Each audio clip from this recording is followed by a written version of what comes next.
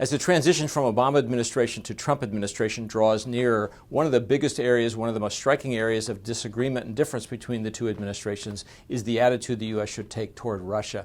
This was particularly clear when I did an interview this week with Ash Carter, the outgoing Secretary of Defense, and somebody who, in various national security positions, has a long history of working with Russia. And he was very striking in his assessment of Russian attitudes toward the U.S. in cooperation with the U.S. in Syria, in the fight against Islamic State in particular, but more generally around the world. He said in Syria that the Russians have actually, despite what they say, done nothing to help in the fight against Islamic State. Their military intervention there, which has become larger over recent months, he said, has been devoted entirely to helping sustain the government of Syrian President Assad and defeating the moderate Syrian opposition. He said they haven't done anything to help us defeat Islamic State. And more broadly, he said the aim of Russia and of Vladimir Putin seems increasingly to be to thwart the aims of the U.S. and to thwart the international community around the world.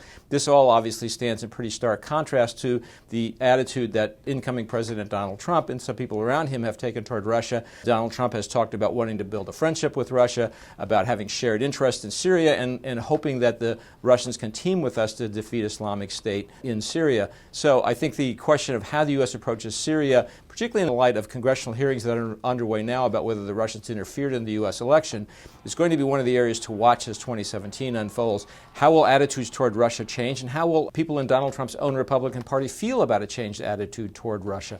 We'll see a lot more about that when 2017 unfolds, and you can read a lot more about my interview with Ash Carter by looking on WSJ.com.